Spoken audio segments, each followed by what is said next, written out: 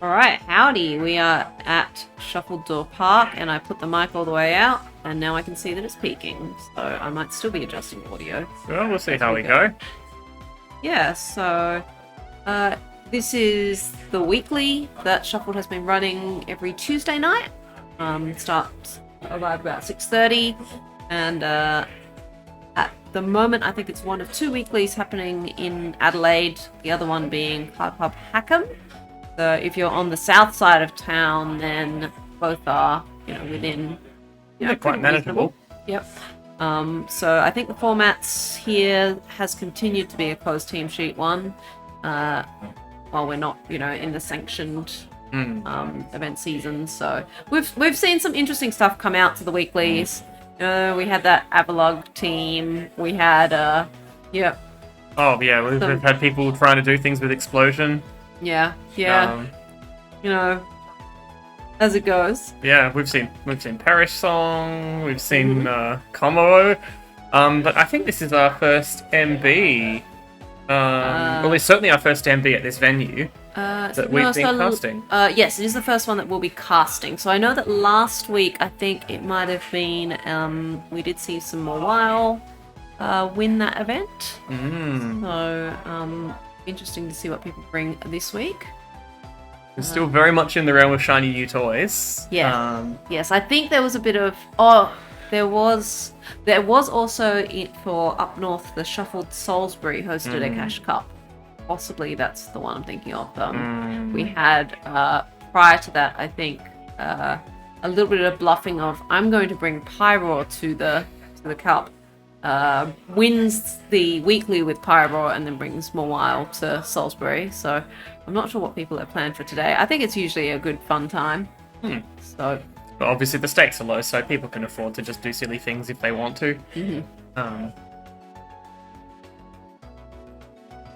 Yeah, we've got 7 players lined up. Our last check. Strictly speaking, I think there's still a minute before entries close, but usually people tend to be punctual. Wouldn't expect there to be too many usually we get crashes. word from people if they are going to be a bit late. I think everyone who said they were going to come up.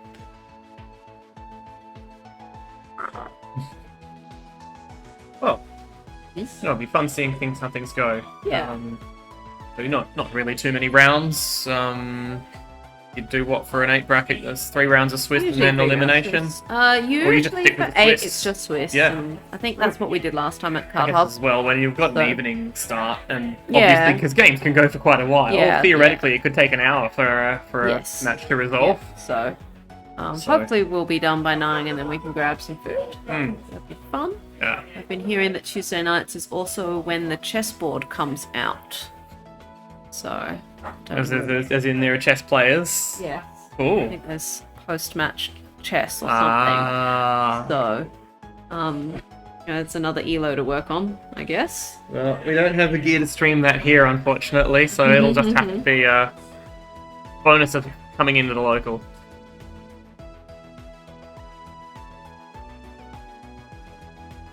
If people would.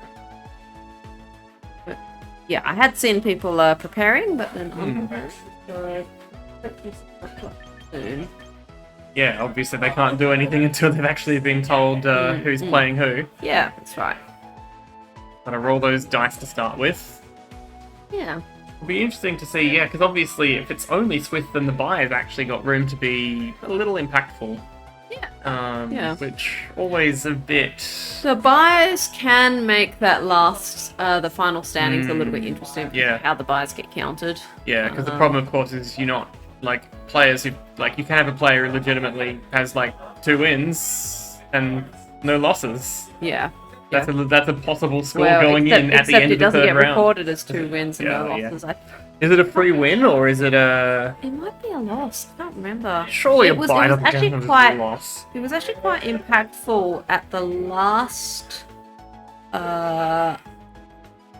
sanction event we had, the Scarlet and Violet event. There was an interesting thing where the buyers actually punished the people who got the buys, I think. Yeah. So we'll see. Yeah. I know what. I think it really messes the opponent win percentage Mm. because a bye Yeah, doesn't count as a win. Yeah. So Well, you have no opponent to calculate against as well. Yeah. But like, is it, well, you won all your matches or you didn't win all your matches, but also like this one, right, yeah. So right. there's an interesting. Yeah. Yeah. Yeah. Well, It may or may not come to that. We'll see. mm. Yeah. What's been your favorite Pokemon from Regulation MB? Ooh, I'll be real. I've just been trying stupid gimmick stuff. Sure. So, I mean, you're allowed to have favorites among stupid gimmicks. Yeah, I mean, weirdly enough, I've been quite enjoying Mega Scrafty. Like, Ooh. it's got gaping vulnerabilities, obviously. Like, no one likes a quad fairy weakness, but you know, you've got coaching, you've got fake out, you've got intimidate, you've got second intimidate. You know, it's funny. And it is pretty darn bulky if you ignore that one glaring weakness. I've been lucky enough to not really run into many flowets. So, Yeah, I was gonna say. I know that they are like still everywhere in high level play, but I've not been seeing them on ladder. I think it's like if you're in that sort of lowish elo, then you don't run into the people who have done their Legend ZA homework to get their Floette. Fair enough, yeah. I mean, I don't know, I was running into them all the time, like... Actually, no, I might not have... Yeah, I might not be into Master Ball yet. You haven't been playing that much at all. this is Actually, reset. yes, there have been some things I've been keeping playing a us lot busy. less Champions. I've Yes. got other things. Yes, we've been grinding actually. So in the house of Jailhouse, as we call it, we have been prepping madly for AFCON, and we've got upcoming next Oz Speedruns marathon. But and I think the AFCON event. Speaking of which, that's a good segue into their Champions tournament. Yeah. That had a few fun picks in the finals there. I might just go and see who we're Shall streaming, we? so you can... Well, maybe I'll just take room one. maybe we just take room one, yeah. Yeah, that seems reasonable. Let's get in there. Alright.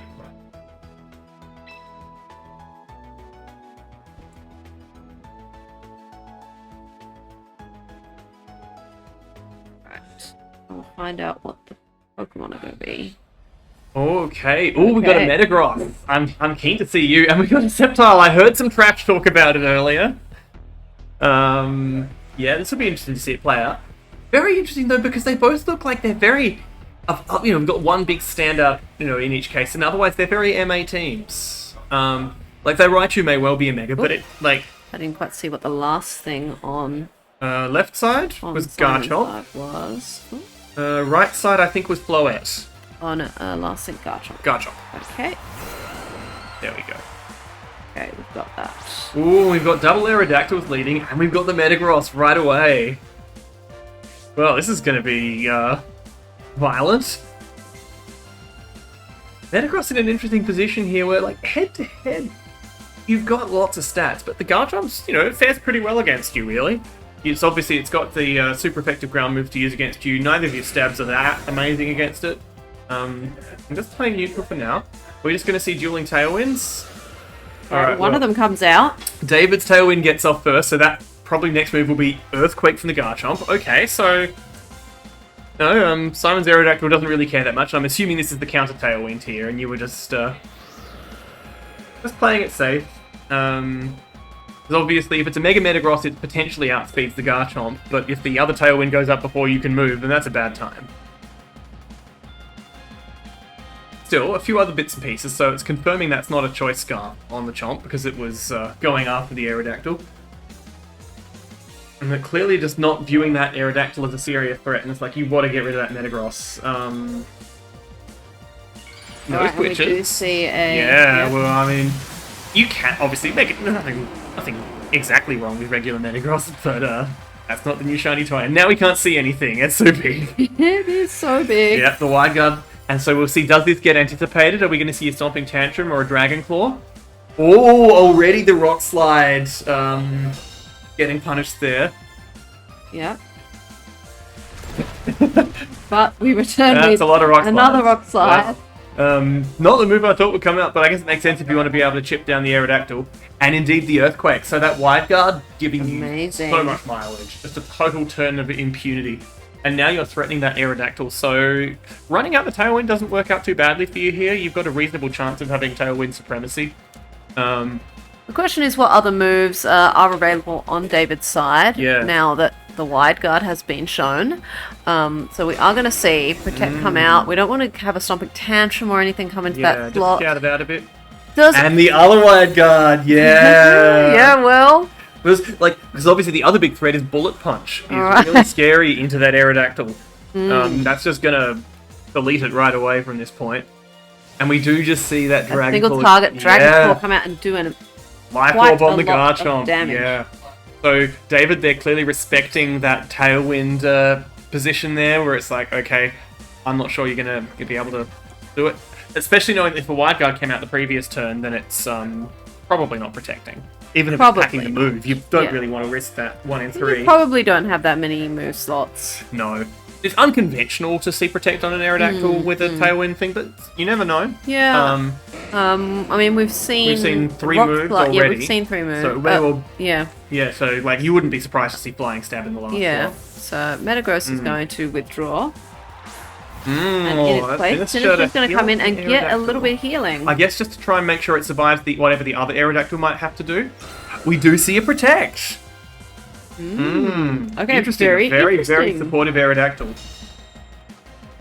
Oh no, it's the Yeah, Simon's Aerodactyl. We've now seen all 4 moves: Protect, Wide Guard, Rock Slide, Tailwind. Oh yeah. And that Earthquake's going to do. I mean, very little. Very little, but at the same, I mean, yeah, considering the Life Orb recoil, that's not a good exchange there. And now, of course, both Tailwinds run out. At the same time. And you've got that fascinating thing as well, where you are, in principle, threatening Trick Room. I'm not sure I'd feel comfortable clicking it against those two. A dual Wing Beat, which we have seen, plus a Dragon Claw. I think that's taking out that Sinister, so... It would depend on what, like, if it has a anti-flying barrier, I don't think that's very likely, but instead, Rotom comes in. And indeed, yes, I think beat. that's the way, just use, like, that pressure. I guess the question is it a Rock Slide or is it a Dragon Claw? Because that Aerodactyl is still quite threatened. We do just see the counter Tailwind, so, like, that Rotom's now going to be faster thing, well, you know, faster than either side. Yeah, so picking the middle option there. That will be Aerodactyl taken off the field. It will be. But in this situation, with you have Tailwind and your opponent does not, you're pretty pleased there. You're already, like, way faster than everything they have. They can't set Tailwind with such a damaged Aerodactyl. They got to, like, you know, risk whatever you've got to throw at them. That Rotom's probably packing a Volt Switch or a Thunderbolt. 100% accurate, can just take it out, no problem. And now Metagross here to press its advantage. Now that Garchomp's been chipped down a fair bit. I wouldn't be surprised if it's 60%. You might see Psychic Fangs or Meteor Mash picking up a KO. Because that thing has a lot of power.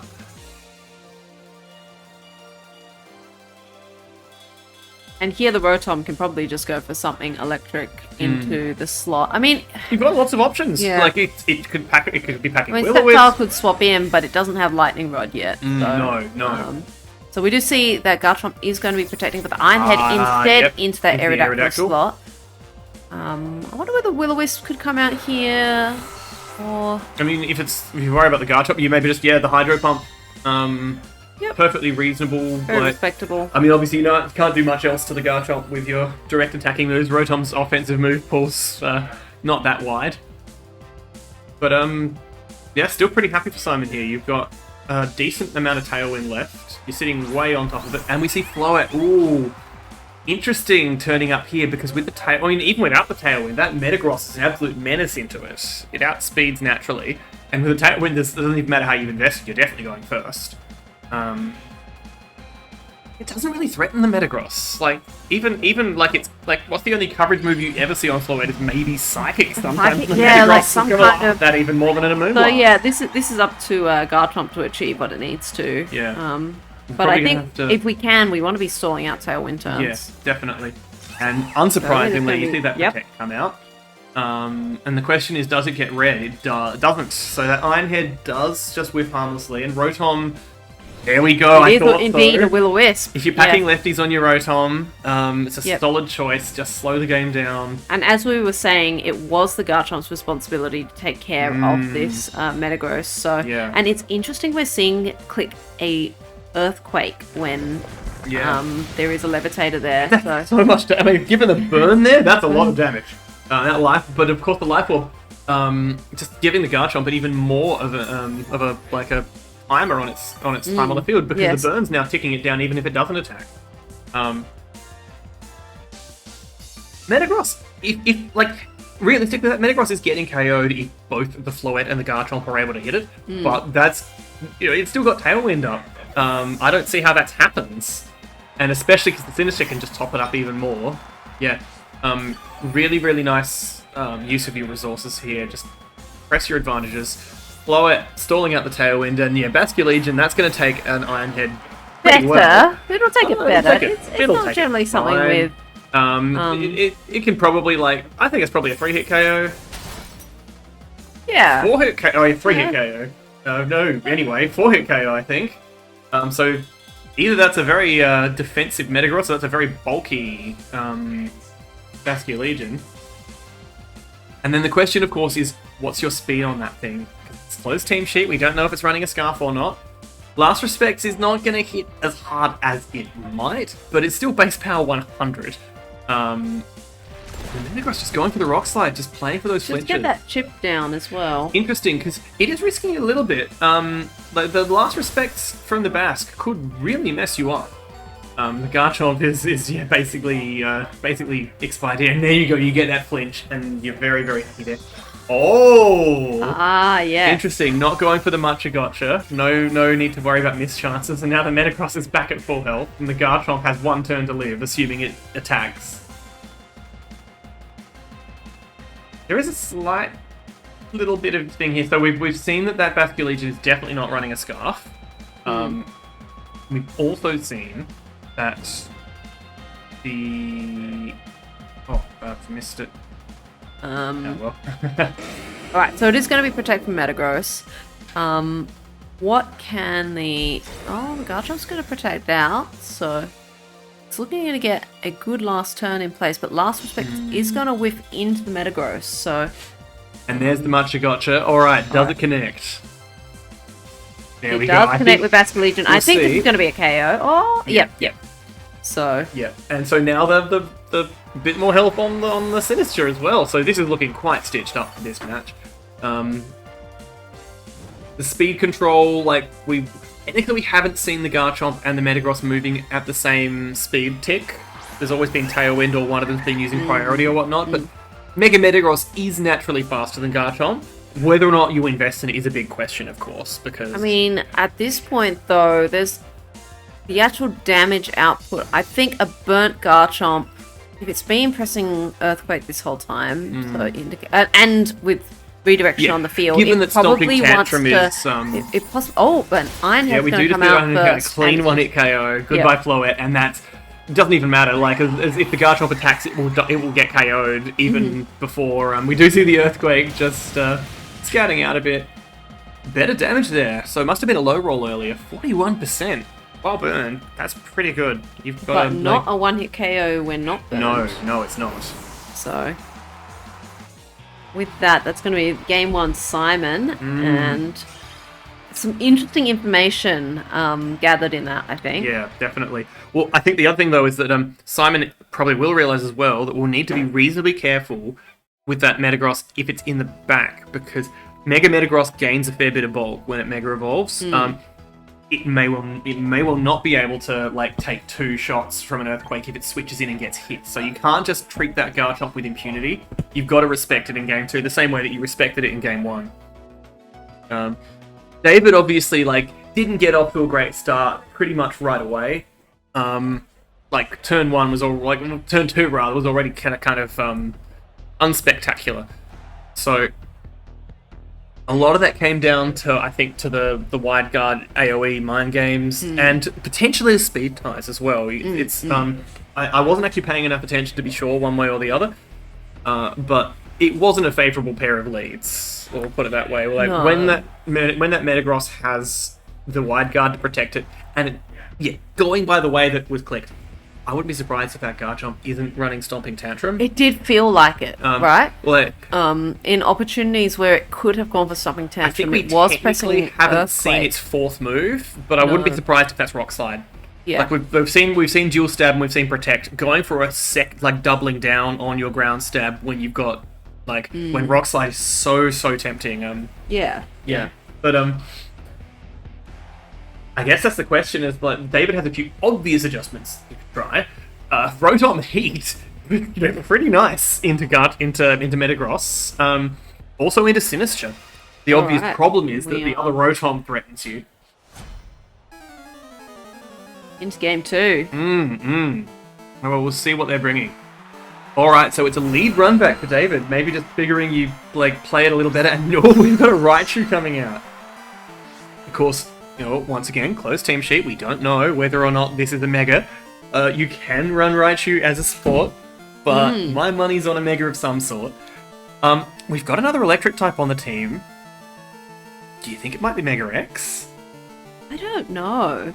I mean, either way, it's not very happy looking. The thing is that other electric type is not a grounded electric type. That's true, so it's not going to benefit as much from the rising voltage. The electric terrain doesn't help it that much in terms of, all the usual benefits. Yeah, that's a good point. Y by far has been the more popular of the two, so that's what I'd be expecting to see if it is indeed a Mega. We may just see it go for a fake out here. You have to remind me as well. Does Mega Raichu Y have more speed than Aerodactyl, or is it still less? I think it's 135. Just enough to pip it at the post. Well, we're not seeing a Mega Evolution. And I think that's reasonable here. You could just fake that Aerodactyl. It hasn't shown... Very passive first turn. No, I think this is what I would choose to do too, because we've seen that indication that Garchomp probably doesn't have anything other than spread. You might get your opportunity here to stagger your... Yeah, but...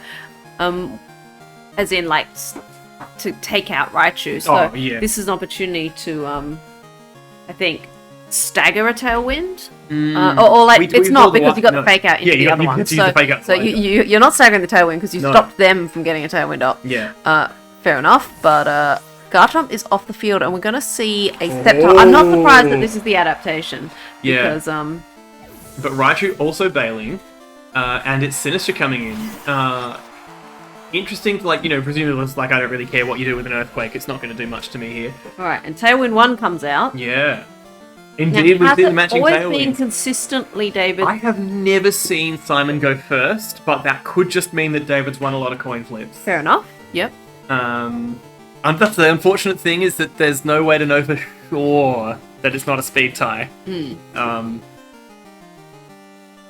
So yeah, we've got Tailwind's matched perfectly on sync. The Sceptile here, I imagine you want to Mega Evolve, even if you aren't necessarily wanting to stay around, just so that in the future, if you can switch in and threaten an instant Lightning Rod. Especially now that you've seen Raichu hit the field. So just going for the Detector, not Mega Evolving. Okay. So I wonder, is there a second nice potential dodge Mega? Here. Oh yes, so the Sinister. Oh, that's actually yeah. The Rock Slide whiffs into Detect, and this one is going to land its mark all the way down to Focus Sash. Oh wait, it's not even Focus Sash. That's just luck.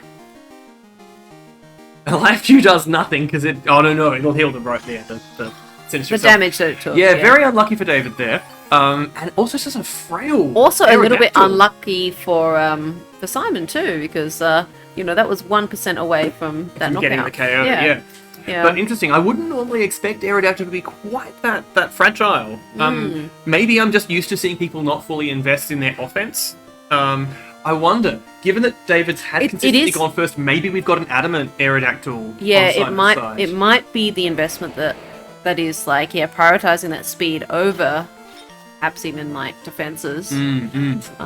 Because that was chunky amount of damage taken off. I wouldn't expect a one-hit KO from a spread move. That said, we don't often see the stab rock slides. No, we'll often see them coming up from Garchomp and so okay. It is going to be the Mega coming out. Indeed, and we've seen Sinister leave the field. So obviously the big problem Sceptile's looking at here is it still is, that dual wing beat threatens it. But the Aerodactyl just protects. I'm guessing it just wants to get the fake out active next turn. Dragon Pulse whiffs. And Davis goes basically got... Oh yeah, just do a wee beat, which is going to be resisted. It's not nothing. In a closed team sheet environment in particular, when you this is still the only potential. I guess that Aerodactyl's probably not a Mega, right? doesn't So- feel like it. Not with its... But of course, this is the thing. You don't know whether or not that it's Raichu... only got one offensive move, Yeah, right? like- yeah. If it's not a Mega, Focus Sash is a pretty solid choice for it. Yes, So yes. you've broken that at least. And if it is a Mega, at least you've made a few inroads into it. Oh, the Raichu. The Raichu, yeah, Raichu. The Simon's wanna say being is- is shepherding yeah. those resources. And we'll see whether we see any respect here. So Rotom coming out now, presumably just to eat the fake out. A double switch. All right. So yeah, it's and indeed that fake out just Oh, it would have been 10% fun. into that Rotom's pretty good. It would have been fun to get that rough skin recoil Yeah, into the yeah. Raichu, but it's not going to be so. I wouldn't be surprised if That Rotom didn't take nearly as much off from that rock slide, considering how much the Aerodactyl felt like it took. Rotom is a lot bulkier than Aerodactyl, to It's be true, fair. but it, yeah. I wouldn't have been surprised if David was figuring that Simon might read a Protect on the Sceptile slot, because it did have a safe Detect turn. Yes. And the figured that the Aerodactyl was the big fake-out magnet, because if you're at 1% HP and you're threatening a Tailwind... There we go. Alright, coming out now. It is indeed going to be a Mega Y. Yep. And I'm guessing, like, it's a Focus Blast into something, probably, right? Because your Zap Cannon's Yeah. going to be pretty paltry Yeah. into the Rotom, and it's Not going to gonna be really useless do into the anything. Garchomp. Yeah. So, And that Okay, Rotom then is it- scarfed! It outspeeds the Raichu! but it doesn't secure the KO, It so doesn't. Raichu will still be able to get a Focus Blast onto And that's a Garchomp lot of in return. damage. It's Actually, no, that's surprisingly little. yeah, I was gonna say that's yeah. not. Yeah. Dragon Claw not enough to knock out that Aerodactyl, even with the Life Orb boost. So Aerodactyl potentially room to clean up here. Oh, it went for the Wide Guard. Yeah. Yeah. So you're looking pretty happy here. The Overheat should be enough to finish off that Raichu. There's no priority blocking you. I wouldn't be surprised to see one of these switching here. Aerodactyl switching out for Will a Sinister, Sinister yeah, might be be enough to get impactful? No, Raichu so- over the threshold. So maybe Yeah, trying to deny catch the Sinister Tailwind. coming in and Or deny, yeah, or that too, yeah. There's a few reasons why you might Yeah. want to do that click, and Aerodactyl is going to pay the price Yeah. for And now, staying big in. question: can this Garchomp take the Focus Blast after that Life Orb chip? It no, can't. because I think it took yeah. Like a Rock Slide from before as well. Yeah. Yeah. So Still, I'm not sure you're entirely unhappy in this situation, David. The obvious downside you have your Rotom is at -4 with a Choice Scarf, and you've only got one opportunity to switch out. The big question: are you confident as to whether your Aerodactyl is faster than? I guess maybe you don't need Tailwind at this point. Like, you've got a Mega Sceptile and you've got a Choice Scarf Pokemon, so maybe you just sacrifice your Aerodactyl to reset your Rotom. That Sceptile... I mean, like, your Dragon Pulse should just get that Garchomp pretty easily. Obviously, if it whiffs into a Protect and you take a bunch of damage from the Raichu, you're not that happy. And the Raichu will just get the first say in this encounter, I think. If I can remember how fast Mega Sceptile was. There we go. Garchomp just saying, no, you don't get to Dragon Pulse me. And that Hospitality giving the Raichu a nice little top-up. But instead, just playing it cagey.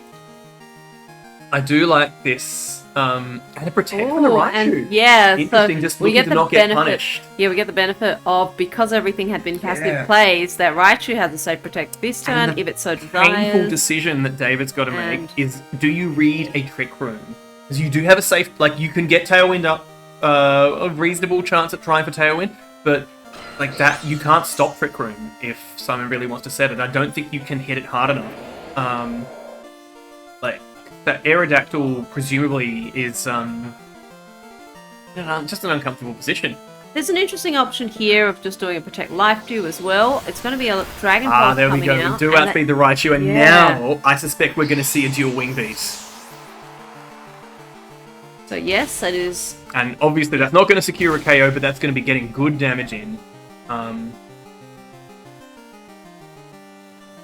And you need the Trick Room. Oh, we see the Shadow Ball. Interesting. Oh, that's looking pretty dire for Simon there, because now the problem is that both of these Pokemon outspeed both of yours. And that Sceptile can probably take another Shadow Ball, unless that was like a very low roll, and you've got a high roll next. And Like- we don't see any healing item on this Sinistcha. No berry, no leftovers. So a Dragon Pulse into the Garchomp and the Aerodactyl just going for another dual Wing Beat to secure the KO on the Sinistcha. A pretty reasonable option there. Alternatively, you play it a bit cagier, just in case that dual wing beat misses, or reading a protect on the Garchomp. Or possibly maybe a redirection. Yeah, yeah. But either way, you're looking pretty happy here. Your Rotom in the back isn't going to do that much into the Garchomp, but you don't necessarily need it to. As long as your Sceptile is intact, it just threatens a Dragon Pulse. Even if it doesn't pick up a KO, it will do ruinous damage, more than enough for the partner Pokemon to clean things up. So I think we're looking pretty good here on David's side for this endgame. You've got a 3v1 advantage, you have speed supremacy. Like, literally everything on your side of the field is faster than that Garchomp. We don't know what the Garchomp's item is, but even a Focus Sash isn't going to be enough to get it the win here, I think. No. Dragon Pulse, 100% accurate. I mean, maybe it's got Bright Powder. That's how Bright you can Powder, win here. They can miss every single hit. So Dragon Pulse is going to hit. And that is just a clean one-hit knockout. Yeah. Not surprising. You've got a super effective stab move. Yeah, goodbye, Garchomp. A very interesting game there. Just that Patience won out. But it did require David to make some calls. Like, if that had been a Trick Room click on the Sinister instead of the Shadow Ball, I think that would have been significant change to the pace of the game, because then the Garchomp would have come out and it would have undersped everything on David's side of the field. There'd be opportunity to press Life Dew. Yeah, like your Dragon Claw is now threatening that Sceptile, probably with a one-hit knockout in return. It's pretty seriously, and that Rotom would just be miserable. It's like slow as anything. It's probably only packing Overheat. I mean, maybe it's got Trick, but even that's not actually going to help it that much in that endgame. But equally, the fact that they had that Choice Scarf in that, that closed team chain information, that did just give David this critical swing in this turn. It let him outspeed the Mega Raichu in ways that perhaps weren't anticipated. So you're not going to be able to do that in Game 3. You've tipped your hand. I wouldn't be surprised to see the Sceptile return, but I'm not... I mean, I guess we'll see. Obviously, a lot of stuff we were thinking about the Rotom as a desirable thing for, the Metagross didn't even appear. No. Like, the Overheat only ever landed into Raichu and Aerodactyl. Yeah. Obviously, that if it had a chance to use it on the Sinister, it worked on. With those two Overheats. Yeah. I guess my point is that, like, even though you've lost the element of surprise, you might still want to bring it anyway, just because of that potential to threaten the Metagross. Because with the rest of what David brought in that game too, Metagross would have torn through all the rest of that team. Would have laughed at the Aerodactyl, doesn't really care about the Sceptile. Oh, and the Sceptile Rotom lead, so you're very fast here. And indeed, okay, so we are seeing interesting adjustments. This is, okay, you're in the regulations change things up when you see an Aerodactyl on the field and know that it's at most the third fastest thing. Yes. But lots of room for, like, calculated risks here. Because the problem David's staring down is, even though you have speed supremacy, your opponent knows that, and they can hit you really hard. We've seen how much damage the Rock Slides from that Aerodactyl does. I wouldn't be surprised if that Rotom just goes down in, like, one solid hit each from the Metagross and the Aerodactyl if they're willing to risk it. I mean, the Rotom here might try chucking out a Will-O-Wisp if it, like, if you're running it on a Will-O-Wisp. Scarf, maybe. I think it is something that you would consider running. But so it's gonna be... I'm expecting Protect Tailwind, and the question is, does David also anticipate that and punish? Oh, yes, of course we see Discharge. Of course we see Discharge, and that Sceptile getting some actual benefit from its Very Lightning Rod. good. Yes. Why aren't we thinking of these wonderful sport Rolls the moves? Paralysis, which may or may not matter. And we do just see the read on that Protect.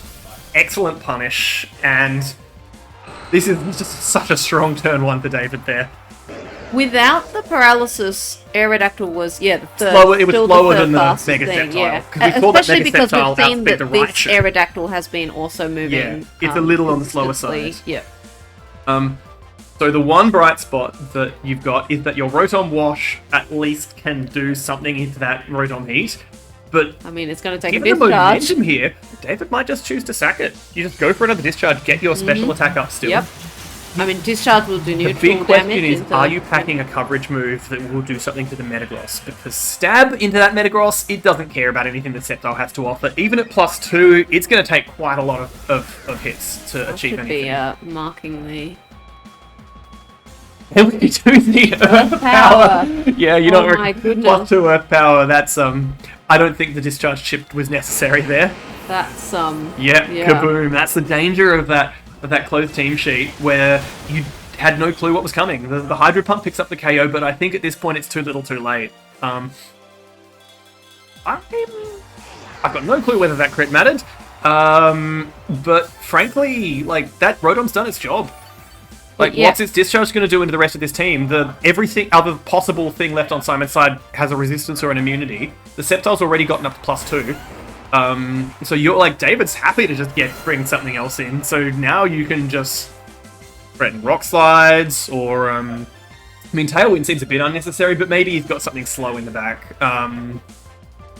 Like, you you don't want to get completely carried away. Like, I won't necessarily call the game definitively. Hard Grass Knot, classic. Ooh. It just feels weird seeing that on a grass type. Rotom though, that thing isn't very heavy. So that's the swings and roundabouts. Clearly, the Sceptile just interesting move choice that way, and just getting cleanly KO'd. Does get the Tailwind set, however, in between. So Simon's still in this. Yeah, well, Yeah. the Rotom hasn't acted yet. We're seeing that it is going to be It's Will-O-Wisp. Life Orb on Not going for the Hydro Pump. Life Orb Garchomp. So that's fascinating though, because you really look about like the team compromises. Like at +2, an Energy Ball would have just like obliterated that Rotom, right? Like there's no way it comes back from that. So really interesting to see those team building exigencies of like, I need something that hits really hard when I'm not set up, presumably to handle Swampert or something else that's heavy. Yeah. I mean that generally stuff is heavy. Like, I don't think what the other does the. I wonder if the Sceptile gets No Protect coming out on that Okay. Garchomp.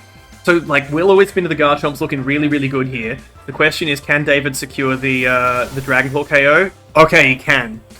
I think he's looking a little bit more secure here, but still, that Rotom can put out respectable damage with Hydro Pump. And the Garchomp Or it might just be had a Will-O-Wisp life thinking, chip too. I think it had to be Will-O-Wisp here. Yeah. The interesting thing, though, is that we didn't see that Protect come out on Simon's side, which would have, I think, preserved a lot.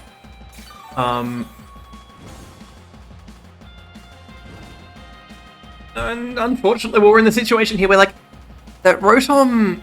Oh, no, down at 49%. Even with those burns mitigating damage, I think it's Just take all probably the a bridge too rock far. slides. If you can protect stall like you do, you might as well. You might be But wanting. yeah, like, well, Rock Slide, Dual Wing Beak both have missed rely on chances. Yeah, exactly. Dragon Claw is only going to do so much.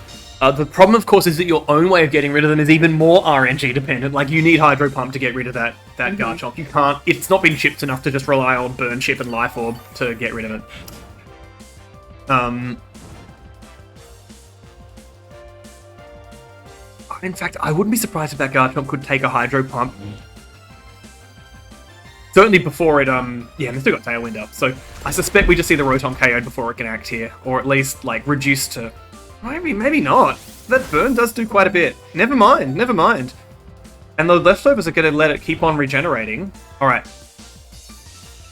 There we go. That's the Heartbreaker. Miss, yeah. The Heartbreaker. Given that Life Orb chip and the burns, you could... I think it would have probably been reasonable to expect, like, maybe the burn tick after next turn would have been enough to take the Garchomp out of play. If the Hydro Pump had connected. And then, the Aerodactyl would have not had a very comfortable endgame, but... Yeah, we do see it's that interesting. forfeit. Interesting that come way in. is because, obviously, so much was reopened on that turn when the Sceptile went down after not doing that much with the Grass Knight. If it had detected to keep itself alive, or if it had, read that the Garchomp wasn't planning to protect and dropped a Dragon Pulse into it, that would have just been a complete, game over, stitched up for David, no questions. Yep. So the fact that Simon was able to claw back into that game and, essentially go, if the dice fall my way, I can still get a win from such a bad position is really impressive. It's pretty admirable, yeah. We did pick the right match to spectate. That was the final one to finish for round 1.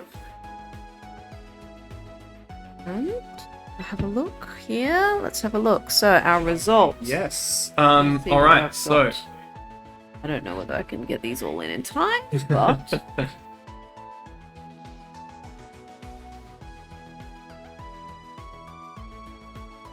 we had versus Connor. And that was a 2-1. Yes, 2-1. Yep. And a 2-0, I think, for Caleb. Yes. Yes.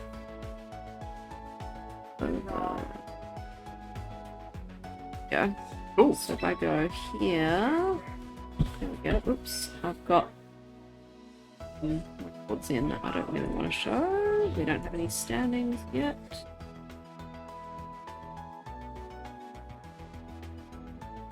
There we go. Perfect.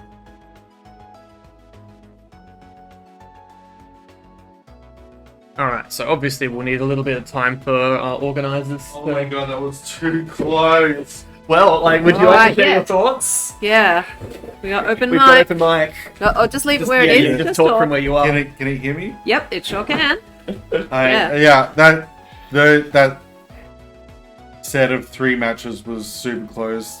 Yes. Simon played extremely well in game 1. He got so many turns correct, and I Yes. kind of was not respecting his plays, and it really caught me off guard, and I got a little bit tilted, and I thought I was done for. Luckily, he changed things up in game 2 and went with the Raichu, and I kind of had to gamble on Sceptile a little bit. I didn't know if it was the correct play. It still was looking dicey halfway through, Yeah. and then like towards the end, it looked like I could pick it up, and then in game 3, I had the win con. I picked up 2 KOs back to back. And it's funny you mentioned not respecting your opponent's plays, because you did, and then Yeah. that door opened wide when Exactly. you ignored the Garchomp with your Sceptile. Exactly. And boom, suddenly that Rotom had a chance. Exactly. I was certain that he was going to protect his Garchomp, try and get some kind of advantage with his Rotom. I feel like that was his only way back in. He didn't protect it, and Grass Knot +2 did nothing to the really light Rotom, because it's a move based on the opponent's weight. Yeah. Dragon Pulse probably would have been a better move there if I was going to do that, but because I decided to do that and he decided not to protect, it gave him an opportunity to win the game, and it was looking really dicey there. And then I actually found out afterwards, after speaking to him, that he didn't actually have Protect on Garchomp, which is why he didn't protect it. So, yeah, I think if I was going to play that again, my Sceptile wasn't under any threat by the Rotom. So even if the Garchomp had protected, the correct play would have been to Dragon Pulse into the Garchomp anyway. Yeah. And then Dragon Pulse again this turn 2. And then, the worst thing that you could get was like a burn, or like a Hydro Pump into your Grass Dragon type. Exactly, and because of the Lightning Rod, it wouldn't have taken any Electric type damage, and like the Even without Aerodactyl would have Lightning been Rod, it's a fine. quadruple resistance. Yeah, Exactly. yeah. So I made a really big misplay then. Fortunately, was able to scrape it back in the end, but yeah, I think the turn when I went for the Grass Knot, I also went for the Tailwind, and I think that was helpful in outpacing, because I didn't know the speed tiers between the 2 Garchomps, and then I was able to get the Dragon Claw off there. And I think also the Hydro Pump miss was really important too, because if Reasonable chance between Life Orb and 2 more burn ticks. exactly, so like if that goes down, and then it comes down to his leftover recovery and Rock Slide hitting or not hitting, and potentially not picking up the KO as well. Yeah, especially because if he does manage to get rid of your Garchomp, he doesn't actually need to play he might not need to play the Hydro Pump lottery against Aerodactyl, because I don't think we actually saw a 100% accurate electric move from his Rotom, but we didn't see all of his moves, so No. reasonable odds that there's a Thunderbolt or a Volt Switch somewhere in there. Yeah, so I misplayed, and then got lucky in the end game, because Yeah, luckily I didn't get too punished for it, but Right. there was a very clear win con there, and I didn't take it. Guessing you've got a buy right now. Oh, maybe I'll be Check. Well, we're jumping in now to Spectate the next round. that's Caleb and Joe on this one. Looks like they've already started battling, so we'll They just get just straight went in. there. so Hopefully we we've should be not able to been hit amiss the too team much. select. Might still be a team select. It'll be interesting to see what's coming to the party. Indeed. All right, so on one side we have a classic MA team. There's nothing in there that you'd be remotely surprised to see. And the other side, a few interesting bits and pieces. So we've got that sort of that Trick Room Sun team, and a Adelaide in there as well. Okay, so we've got like that absolute vintage, like you can't stop me from setting up Trick Room leads. The instant plus the photograph, very difficult to deny. But that said, the King Gambit here just gets to laugh at that initial thing. Obviously, it can't deny King Gambit, or at least it can't do so without risking getting faked out. But it's still like pretty happy about this. It doesn't really care about being in Trick Room that much. Interesting potential here, given the speed interactions, for there to be like that threat of Torkoal coming in though. And we just think, yeah, there we go, the counter choreograph just to deny a fake out. But we see Protect come out, so I think it might be a Flare Blitz here. Oh, interesting, and that King Gambit faster than the Insin on the other side. We do see the Flare Blitz come out, and that's pretty darn well played. Focus Sash King Gambit, maybe? There we are, yeah. Yep. That is that fascinating thing as well, because even though obviously all the pieces in this team are MA legal Pokemon, Focus Sash on King Gambit was a bit of a niche pick back in Reg MA. Yeah. Like, it was far more common to see a Choppleberry or Black Glasses or Ockerberry, but now when there's just so many more things that can threaten it, there's not just a single type that's whatever. Focus Sash a really nice adaptation. Especially since we've seen that it's faster than that Insin, it can still threaten a Kowtow onto the Farigiraf. And the Farigiraf can't switch out, or can't protect safely. And switching out, I mean, like, I guess you could switch your Mawile in. Even at +2 from the Intimidate, it can handle that. But no, we see the low kick just get rid of Insane, of course. Since you outspeed, you know that you outspeed, you can just decide to disrespect it. And this is probably just chip damage here, but it's better than nothing. So the big question is, we don't see the Trick Room because respecting that possibility for the Focus Sash. Yeah. So that was the other interesting thing too, was like I think part of it is it's not entirely clear who's, like, especially when the King Gambit was on the field, it wasn't entirely clear who actually wanted Trick Room versus not. Yes. And now both players, essentially, you've had 2 KOs, they've both got to show something, and so now we see Caleb's 4th, so Garchomp turns up, and the Mawile. So realistically, if you bring your Trick Room mode, you're probably packing Mawile. The only question is whether or not you've got, what your last supporting piece is. That Intimidate, they're going to give it a lot of mileage. That Garchomp obviously, like, has pretty favourable ground damage into it before the Trick Room gets set up. But at -1, that can easily take an Earthquake or a Stomping Tantrum and hit back with a Play Rough. That will just get rid of that Garchomp right away. So, still, I feel like Joe's gotten the best out of this so far. Caleb's still at a bit of a board disadvantage, just due to the fact that the pieces he's got available just don't match up quite so well against the remaining pieces on Joe's side. Especially because also he's been forced to reveal more information. And I think, if Trick Room wants to come out here, there's very little you can do to prevent it. I would have been interested to see a bit of cycling to annul the Intimidate, but we are instead going to see this Life Orb. I wonder, do we see a double Trick Room? I really wanted to see a double Trick Room. That could be, Or an Imprison, maybe. Okay, We see the Trick Room come out, and the other river hasn't acted yet, so I don't think there's anything with a lower priority than Trick Room. Oh, Yes! yeah, so that's an excellent read from Caleb there, just That's a deciding that, good call. no. Yep. And chipping down the Farigiraf in the meantime, obviously didn't know it had a Citrus Berry as well. If it had, say it was running something that didn't give that health recovery, that'd have just been down, significantly more hurt. But yeah, I do agree that the cycling is the kind of thing that would have been useful just to get your attack back. Especially when you've made that reverse Trick Room play there. The problem is you're still caught in this bind because You have your done a opponent can just reasonable- click Trick Room again. Yes. they might. You at least spook them after that play. It's Yeah. like, well, I could do this. Well, maybe you'll make it greedy as well. Maybe on Joe's side, you just assume Caleb will clip Trick Room for you and just decide I'm not going to stop. It's all. Yep. So Well, this is very risky because there could be an earthquake coming out here. yes, I And indeed, yes. yeah, I thought so. Okay, that Friggraph can probably take a Thunderbolt here. So I guess we'll just see what comes up next. Alright, so I think that Trick Room does go up. Assuming that it's trying for it. Yeah, there we go. All right, we are now in Trick Room. And even at 51% health, an eruption from that Torkoal will still, that'll It'll still do sting. work into that Yeah. Friggraph. The Garchomp resists it. And then the biggest problem we have, of course, is that Morwell's still in the back, and it still has its Intimidate.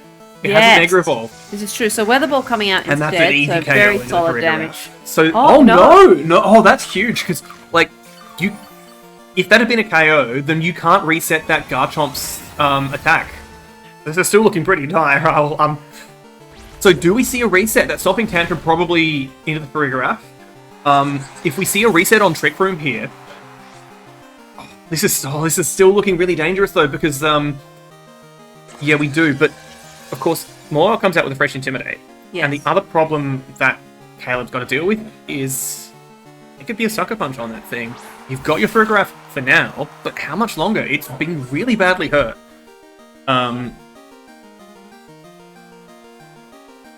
And your Garchomp's down to -2. It's not going to do anything without a critical hit into that Morwell. And we've seen the Earthquake only did 49% at -1, so makes sense that you've got to reset. And I'm guessing we're just going to protect with the Friggraph if you have it here, because you really need to make sure. And you kind of want your Aerodactyl to just go down instantly, I think. Ooh. Because you need to preserve that Friggraph Garchomp combo. Yeah. You need to be able to deny Sucker Punch, but also Earthquake. Yes. Or Stomping Tantrum, or whichever it is. Oh no, we just did the Rock Slide, come though. out. And Aerodactyl dodges it, which And he- again, yeah. if you're thinking that Caleb wants Aerodactyl to be KO'd here, yeah. you're not going to get that out of this. But Yeah. I think Aerodactyl can just click a Rock Slide here. Yeah, now that you're here, you make the best of it. And if you get some flinches, that'd be great. If you manage to knock out Torkoal, also great. We have not yet seen a Mega on Caleb's side. We haven't, so it's entirely possible that he's just decided that he went left he's only got. Oh, there we go. No, it is Yes. Mega Aerodactyl. That's Yeah. what I was. So you've got that little bit I of didn't extra want to cut juice. you off, but that is No, what no. I was implying. Torkoal doesn't want any of these None of stray this rock nonsense. slides. Yeah. We do wonder. Yep, it is going to be that rock Yep. slide. We're going to look Yeah, for chip down maybe that, some that flinches. tortoise. But if I were in Joe's thing, I'd be ignoring that Aerodactyl and throwing everything I had into the Friggraph so that you can then deal with Garchomp when it comes back. This will do not nothing, but not much. That paralysis impactful. Okay, yeah, I mean, we've got more dice to roll now. yeah. So Play Rough But does come out. exactly where I thought it was going to go. Only surprised is seeing Play Rough rather than Iron Head. I'm guessing it just wanted to be sure that you could punish a Garchomp switch Yeah, in. if the Garchomp chose to come And into that of course, slot. there's no guarantee it's running Sucker Punch. I have seen in ladder, I've seen some Morwell's choosing to run a knockoff. I think it gets it, or like a regular, or maybe Yes. Crunch, probably Crunch, a no priority dark move. Yeah. So It is going to be the Yeah. Protect. just feel how things go. But I wouldn't And be we do surprised see if the Sucker Punch goes into the other Aerodactyl slot. because Yes. we've seen the Protect on the Garchomp and the Aerodactyl. Is the one that can threaten. Well, they can both threaten the Torkoal, yes. is the thing. And now this is. I mean, I mean, obviously, a Caleb- full paralysis on the Morwell, and Yes. Caleb still gets it. So an you Earthquake want should to. Yeah, clean you them press up. Earthquake here. And you've got no reason to stall. Unfortunately, it's a 1 in 8. Like, realistically, that Sucker Punch is definitely KOing that Garchomp. And it is going to come out Yeah. and secure that KO. I mean, So- you put yourself in a position where you had a 1 in 8 chance to win. It was an interesting if one. not nothing. Because obviously, it wasn't a complete stitch up for Joe. Like, if Caleb had just double attacked, then he would have gotten the win. But that's only because Joe read the Protect. Like, if he Yes. double attacked and the Sucker Punch takes out the Garchomp instantly, then you just pose. Like, yes, the Aerodactyl's free to act. It can probably KO the Torkoal with a Rock Slide. Like, with the Mega Aerodactyl, you've probably got enough attack power. But what are you going to do against the Mawile in the endgame? So really interesting sort of reading that respect from the Garchomp and choosing to go, okay, I think you're just going to protect this because you need this to win the game. Yeah. And getting momentum out of that. Yeah, I think it'll be interesting to see how Caleb potentially adapts in this position. Yeah. I think, the Charizard mode will get benefit out of the Torkoal. Or maybe you solar power it for a little while. I don't know whether that's a thing that people do or not. Aerodactyl's not actually very good into a lot of this. It's not bringing much like that. You can't just get out of the Garchomp. You've already got If it's speed got supremacy. Dual Wing Tailwind is dual wing is not nothing. I'm looking at Vivian and thinking if they choose to go a Tailwind mode, having the opportunity to KO it through Focus Sash would be quite nice. No, that's true. Yeah. But the Tailwind aspect on your own side, maybe the Vivian comes out because Joe wants to mix things up, but in that match against those four, I'm the just Aerodactyl was saying dead weight. That's the question. No, I'm just saying it's not completely out of this matchup, but I don't think it's the preferable pick. But the Charizard obviously gives you great miles against the Mawile. You can't we're get gonna see intimidated the out of it. We're going to see a 2 Pokemon switch. So the Gallade's an interesting pick here. You have an option to go either. I wonder if it might be a Mega. Well, no, there's no reason why Mega Gallade. No. But it's possibly a secondary Trick Room setup. Yes, it can have Wide Guard. It can It could this isn't a team for it, but you wouldn't run telepathy with this team. So it's probably its sharpness, whether or not it's actually spec'd offensively or not. That the ability. Vivian here could be Friend Guard as opposed to Compound Eyes. Yes. I think Friend Guard's more likely considering the double intimidate setup here. Yeah. You've got a very, very centralized Mega as well. But Aerodactyl also coming out. So against this particular thing, it's looking alright there. The Rock Slide's looking good at the Vivian. Rock Slide's looking pretty good. A dual Wing Beat is good into either of these slots because they're both great Focus Sash candidates. Yeah.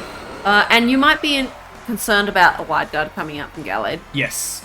So we are going to see that Mega come out, and it's going to be the Rage Powder. So I'm guessing we're Sacred Sorting with the Gallade. It could be Trick Room. Well, like I said, we know that it's a Focus Sash.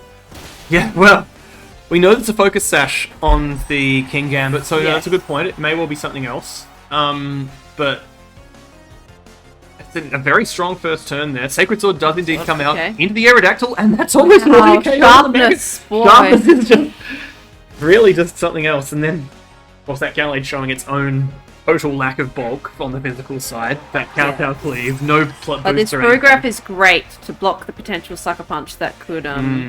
The problem being that Gallade is under threat from the Aerodactyl. Yes, so the tricky thing is that, you could maybe gamble that with the King Gambit having no boosts, maybe you can take a Kowtow.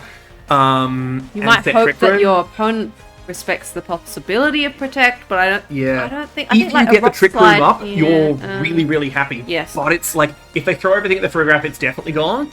And the Kowtow might be able to get it without. Is this have we seen Citrus on this Photograph? We have. It's got a Citrus. I guess Dual Wing Beat plus Kowtow. Plus Kowtow. Surely that's getting rid of it. No, it had a bit of bulk. So I expect we're going to see the Trick Room setup. The question is that what Caleb expects, and is he going to play hard against that? No, so respect for Gallade, because if you ignore it, that's just going to be a world of hurt. This is looking quite good for Joe here now. Yeah, assuming that this isn't a KO. Oh very close. Goodness, that King Gambit hits hard. When you're running Focus Sash, you don't need to invest in bulk, and so you can just expect it's going to be maximally powerful. We see the Thunderbolt though instead of the Trick Room. Possibly just wanted to get that momentum. Securing a KO. I mean, you've gotten rid of the thing that is faster than Gallade. Yes. But now here's this other thing that's faster than Gallade. Yes. That's the tricky part. So, but you, the Trick Room would have been, obviously it's risky because the negative priority is but... And we have difficulty now because if it is more while in the back, you will be giving that King Gambit a boost. Yes. And your Gallade just can't handle anything that Garchomp has to throw at you. Wide Guard I think it's just 2 single target attacks. I think we just see a Dragon Claw into the Gallade and a Or a Stomping Tantrum, that Yep. works too. Yep. Just like look to Yeah, I punish mean, a Morwile if switch Morwile in, happens to come in, so or a that Torkoal switch in, or an Yep, Insane so- switch in. In yeah. fact, everything in that could have been in the back was weak to ground. And now this will just be a kowtow, and Caleb's now gone from being, 3-3 all to 3-1 up. yeah. looking And the so question strong. is whether he wants to reveal what his final one in the back was. Well, Or whether I it's think gonna be it's a probably a yeah. safe assumption that it's the Morwile here. Surely, you would Um, assume it's the Mega, but yeah. he doesn't have. Oh, sorry, Joe. Sorry. Yeah, Doesn't have to show us, but it is the Morwile. Interesting. Well, when you're one game up as well, I'm not sure. I think like tactically that's maybe a bit of an unforced error because there's no way that Yeah. Morwale's actually beating the 3 remaining Pokemon on Caleb's side. But I guess it doesn't really matter that much. Not too much, but like- I think it was a safe assumption all round Yeah, that is like- what was in the back. If you had supportive pieces, like more supportive pieces, like because we'd already seen 2 hard support Pokemon plus the Gallade. It was I don't think you're building your entire staking everything on how the Gallade can handle things. So you needed another Pokemon that could actually act on things. And with and that, the we are instinct going was- to go to another game 3. Yeah. So Really well played by Caleb there. Just a little bit. Yeah. I think the big pivotal turn in that one, I think, was just Joe not clicking Trick Room. When everything in your team is so slow compared to your opponent, and you just don't have the bulk that you need to be able to face tank stuff and punch back. You really, really need that speed control. yeah, Um, yep. And it was looking good of yes, you'd have that speed control and you can shut down the priority. And then you would have been able to stagger the KOs as well, because Yes. obviously, with the Farigiraf sitting around, the Kowtow Cleave can't do anything. I guess the concern was that if you activate Trick Room, then the King Gambit wouldn't have needed priority and would have just been able to Kowtow. oh yes, because it was slower than no. Gallade. Yes, yes. This is why our players are competing and we're just here. The Vivian Instant, so again we're seeing a double support lead. I wonder whether we see an attempt to. Well, Well, I mean, hey, the last game that Joe led Intimidate into a Defiant boost, he won, so we'll see how we go. We've seen, interestingly though, we have seen that King Gambit outspeeds the Incin, so I wonder if we'd and we've seen it's got low kick too, so I wouldn't be surprised if we just see a Rock Slide plus, or Dual Wing Beat Dual plus Wing low Beat, kick. I think. Okay. No, but giving up on your instead, boost, Yep. deciding you don't want to be set up, and looking to just no it's gonna sell be the the fake out. Farigiraf coming in. And just going for Mega Aero. Maybe you go for the Rock Slide here. I guess Still the question think is Dual whether or Wing not you Beat think that because there's going Vivion's to be... quite a bit of a wild card. If you can take it off the board, then yeah. So we're going to block this fake out. Yeah. Ah, yeah. But And just in it- case it's going to set Tailwind, I Oh, that's suppose, done. as well. A lot less damage than with the Intimidate. Yeah. There was. Yeah. Intimidate Yeah. making difference, but not enough. Yeah. So a very, very solid first turn for Caleb there. Recognizing that the boost on the King Gambit wasn't worth the the momentum loss from that he'd need to accept if he wanted to preserve it. So we get second Intimidate on the board Yeah. without having to trigger a Defiant boost. So Yeah. this time Morwile comes out a little more comfortably. A pretty reasonable consolation price for Joe there, and that Aerodactyl was just going to hit like a wet noodle. Yeah, so it might be swapping out. It could then take, say, a parting shot or something, but there's no speed control for Joe's side. Depends on how hard it gets red, because you could just lock Flare Blitz into that slot. Yeah. If you're anticipating that the King Gambit's going to return. So Iron Head and... Still, that Morwile looking reasonably happy here. So, not surprised to see this one wanting to get its attack back, but it's Garchomp instead. We'll see. There's probably a lot of hurt coming into that slot, because I suspect that the Farigiraf is... it's not a threat in the same way that the other slot is. Its Thunderbolts don't hit that hard. It probably doesn't want to set Trick Room itself. So you probably... if I were in Joe's thing, I'd be probably just looking to ignore it. No, we see the Darkest Lariat with him to protect, so Okay. what's the Morwile doing? Oh Play boy, rough. goodbye Garchomp! Bye-bye, Garchomp. You never stood a chance. Look, you got rough skin on the board. That's Oh, that's something. something. But think about what an Earthquake might have done there. On the plus side, Aerodactyl could just come straight back in, and Yeah. now it's got a full power Rock Slide. Obviously, directly against the Morwile, that won't do much of anything. But the Incin has to respect that. And there's always the opportunity for flinches. Yes. I wouldn't be surprised if this Instant has a little bit of bulk. You might have the ability to pivot out. The Frigoraph can probably just throw a straight Thunderbolt somewhere. It was a bit of a read there. Like, obviously, the play rough was risky if the Aerodactyl stayed in. It had a miss chance and would have hit less hard than the Iron Head that was 100% accurate. It was okay But into most the Aerodactyl things. switching it out would was be neutral reasonably likely. into King Gambit, and Yeah, that Insane good bulk, not even 50% from that super effective Mega Aerodactyl Rock Slide. And just chip away, chip away, chip away. So that's respectable considering that Mawile, like, and could have thought Incineroar would run parting shots. yeah, there's that Yeah. pivot we were just talking about. Indeed, and now you've got a Especially- free Intimidate and Fake Out available in the future. Yes. But Frigoraph also Because- comes in yeah. to deny like future Rock Slide on the Mawile's interesting. Finally seeing someone use it when it should be clicked instead of when I'm on ladder, I see people set up their own trick room and then just press rock slide, rock slide, rock slide. I'm like, this is Why aren't you using your giant powerful so, moves? Yeah, so right here now, that's a pretty good use of rock slide in this instance. And I think if I'm Joe, I want to get that speed control up, but am I going to be able to achieve it? Yeah, no, it's interesting because you know that your Incin is slower than the King Gambit, so Trick Room's very desirable for you. I think you can bank on it pretty well because your Mawile exerts a lot of pressure. The Aerodactyl's at -1, and the Frigoraph we've seen it only does about 25% or so with the Thunderbolt. So we're looking to maybe take advantage of the fact that Incin could be rotating in this turn. Yeah. King Gambit comes out, but it's not going to be the Incin switch, it's going to be Mawile. And it, you bang do need in to chip that and- thing down. And then unfortunately the King Gambit, like that's your ace. Oh, okay, you get lucky there. Ooh. Hard to say whether that would have been a clean KO or not, but like Mawile hits hard. I think this is partly game one having an effect on this match as well. Joe maybe not wanting to click that trick room when he knows that Caleb's been willing to press it to reverse it Yeah. in the past. So I think we've seen that Frigoraph can take a +0 Kowtow cleave, but the thing is that the Mawile, it probably can't handle a low kick. I suspect that'll be enough to get rid of it with so much else. Oh, that's the Thunderbolt's probably enough. So yeah, the Frigoraph does survive, barely. Gets its Citrus Berry back up to 30%, so it will survive this turn. Thunderbolt can't KO it from there, but... Oh, interesting. Maybe reading a Protect on the Mawile.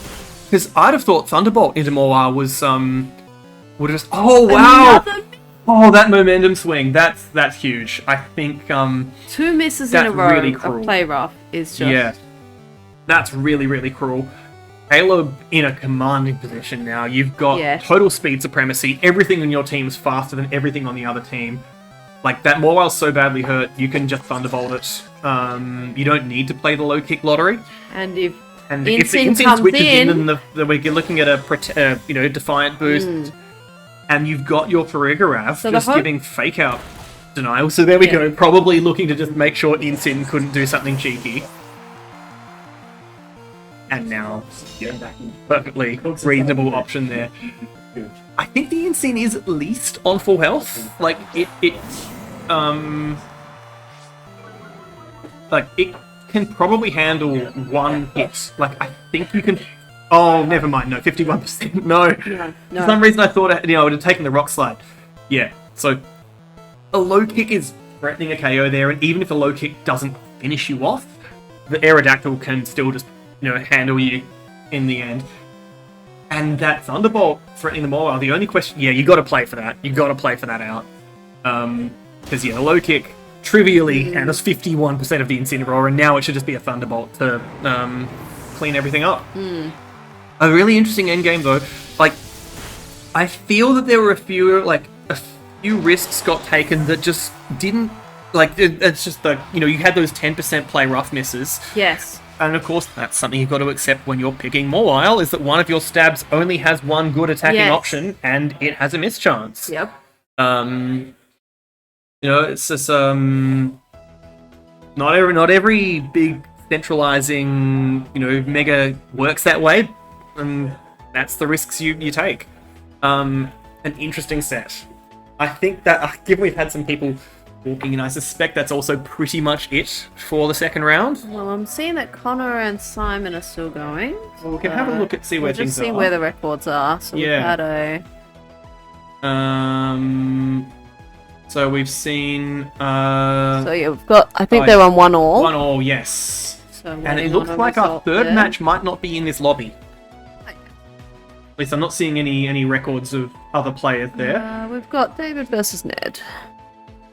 Oh, right, yes, never mind. That one looks like that was a... Still Well, they walked in here, so They it's... walked in here? There we go, yeah, it was a 2-0. 2-0. So I guess we'll just see how that other one goes. I mean... Oh, oops, that's not where I want to go. Matchup. Matchups. Oh yes, and I can see. We've got 4 teams showing, that's correct. Yeah.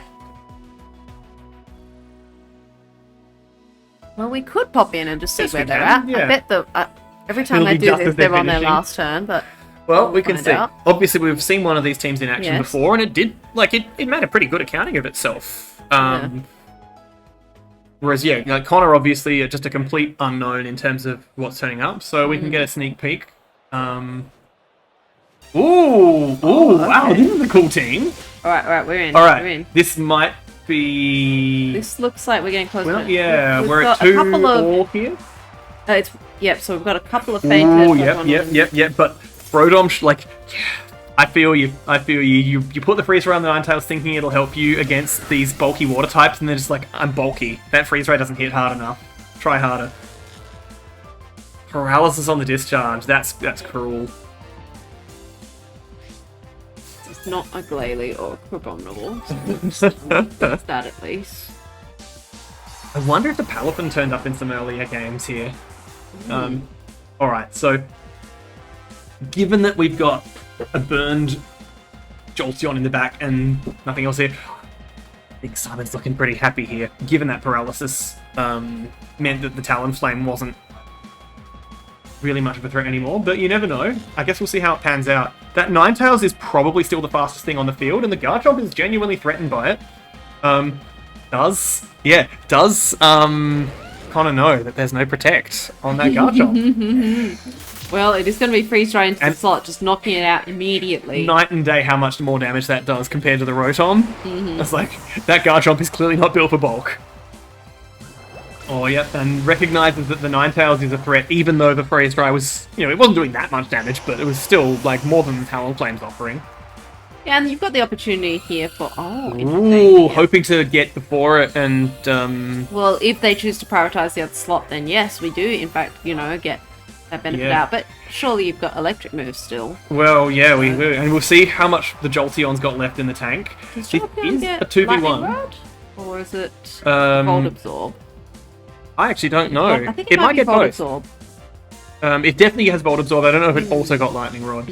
So, but even in the sun, Oh. I think the... Oh, Ooh. this indicates to me it's Raichu X. Oh, it's Life Orb. Oh, Maybe it's a running bit of electric terrain as Protectile well. Might get this. And yeah, that Light Hydro Pump is going to clean it up. Yep. And the Talonflame, I mean, maybe you just run Flare Blitz here. Your flying moves are... Yeah, in the sun, no, but it's acrobatics. going to be the acrobatics. That's pretty reasonable damage. I guess the thing is, like, where there's a mischance, there's a way. Like, one more acrobatics will KO from that much Surely we damage. want an electric move here. But surely an electric move, like, you just see discharge, and that's probably it. Or, I think it'd be Thunderbolt here, right? You might not have it. Stalling it out. In fact, we know it doesn't have. We've seen all of its moves Oh, now. it's Will-O-Wisp. Will-O-Wisp discharge. Discharge? That's what Discharge? Oh, maybe Oh, yeah. That's that's what what paralyzed oh, the yeah. the Talonflame. Protect and Hydro Pump. So yeah. Obviously one could misplay, but short of a misplay, I don't think it's possible. Yes, there we for go. Simon to lose here. Yeah, you just Yeah. 100% accurate discharge, cleans up Talonflame. But really interesting, because that really did hang on that 30% paralysis hitting earlier. If that Talonflame had outsped the Rotom, it would have just been able to threaten it. The Sunny Day might have been enough to preserve the Ninetales as well. Yeah. Anyway, that's round 2 finished. Yeah. So, just from memory, I think we've got Caleb and David, I think, are both undefeated. Yeah, that sounds about right. We Um, might go down to the other end of the rankings think that's to worth it, spectate our final because games. there's still quite a few teams we haven't seen, There's at least 2 teams that we have not seen. and one more. And we've seen Connor briefly, but haven't really seen what that team can do. We haven't seen it in action, but All right. Pairings have I'm just been announced. disappointed to not see the shiny Avalog that he pulled in appearance. I still think that team's pretty like doing its own thing. I'm quite pleased to see some of those picks. They're definitely unconventional. The Palafin's really interesting. Like, obviously, we saw it didn't get brought in that game 3, but some.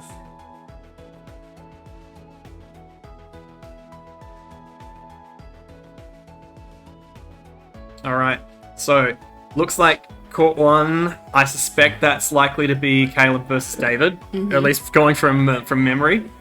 We've got Simon getting ready to play on Court 3.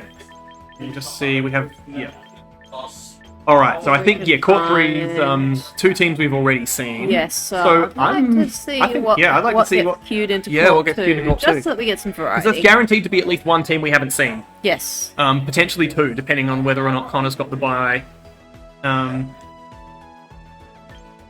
And I think they are in the. I think all of our. I just saw Connor queue into. Wait. Court 1? No, wrong. Yeah, Spectating. okay. Oh, it must be you have the bye. So Connor does have the bye. Yeah. That means that I reckon we're going to see the last 2 teams, right? Yeah, assuming that they are. Or do we have a drop? We haven't. Yeah, we don't might have a our last. drop. Our last player is not in the lobby. Ah, well, So we'll we'll see. see. We'll see. I'll give it a little bit of time. Yeah. Right, we're just going to go peek at what's going on with the bracket.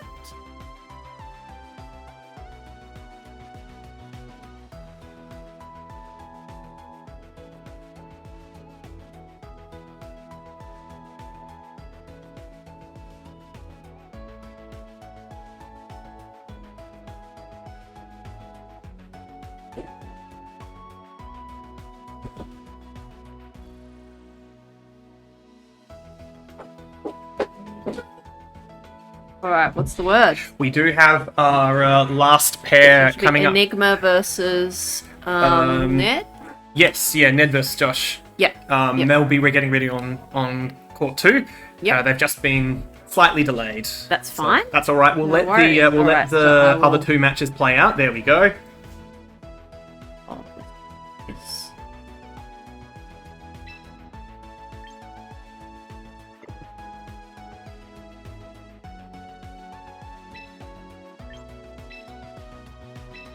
Fantastic.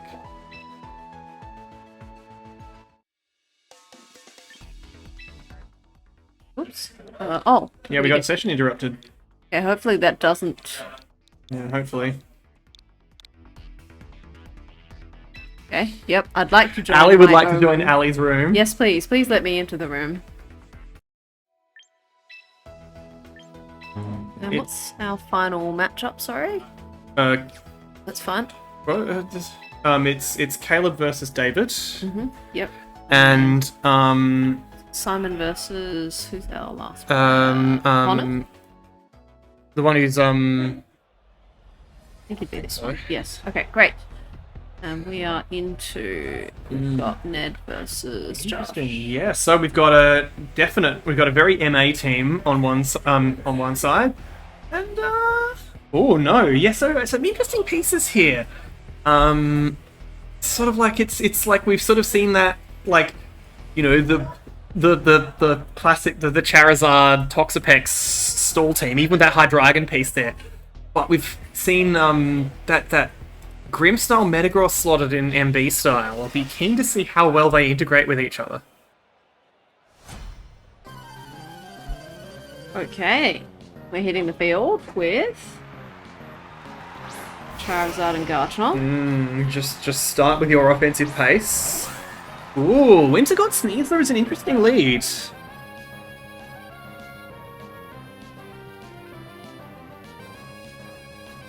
Both of them pretty heavily threatened here. Like, you can disrupt to some extent, but you don't quite have that offensive pressure that the other side has. Obviously, you do have speed supremacy, and that Whimsicott can do a fair bit with Moonblast into the Garchomp, but it's very risky because we've seen, that Mega Charizard fly. We've seen how much damage that thing can do. It's the first one we're seeing tonight. And I wouldn't be surprised to just see a Heat Wave coming out here, so that certainly seems to be what Ned's expecting. It's like, no thank you, I don't want that. And the Tailwind is interesting here because I don't think either of these Pokemon actually need it, so clearly setting up for the stuff in the back. And that Earthquake, that's Yeah. do a lot. Well, I mean, the Whimsicott's alright, but yeah, the Sneasler is completely removed. Yeah, a lot of damage. Well, I hope that fake out was worth it. Yeah, well, I hope the Tailwind's worth it because you could have gotten a Moonblast off on that. And the other interesting, you look at those 6, there's not really much there that is directly good against the Charizard.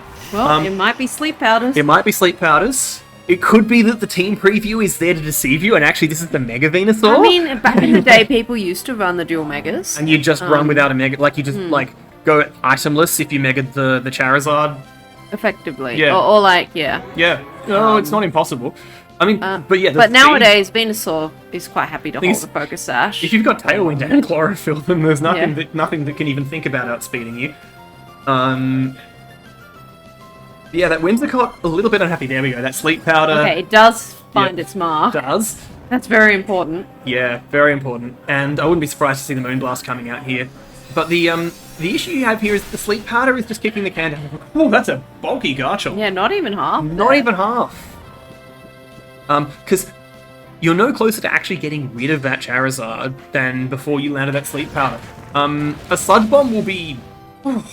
Yeah, and indeed, we've got a frail Venusaur, so it might have to devote its turn to chipping the Garchomp, given we saw that Moonblast did less than half. This is looking really uncomfortable. Yeah. And that, The Charizard could wake up and here. that Tailwind, it's basically been useless. Yeah. Like, everything on this team is either naturally faster than the Garchomp, or has alternative ways of boosting its speed so far. A switch in of I mean, Charizard maybe it's a very slow might be Whimsicott. okay here because Yeah, you know that you can, like, an Earthquake you'll be immune to. Yes. If the Charizard wakes up, then, like, you won't like taking a Sun-boosted Heat Wave, but it's better than the it alternative. keeps your Venusaur alive at least for the next turn. Yeah.